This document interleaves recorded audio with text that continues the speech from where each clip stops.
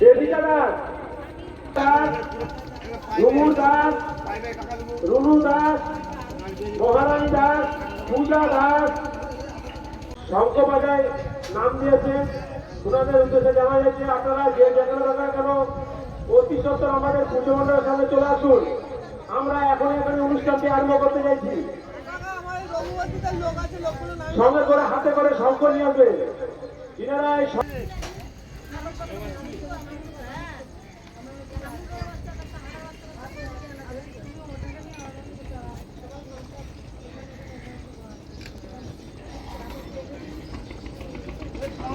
আগে চলার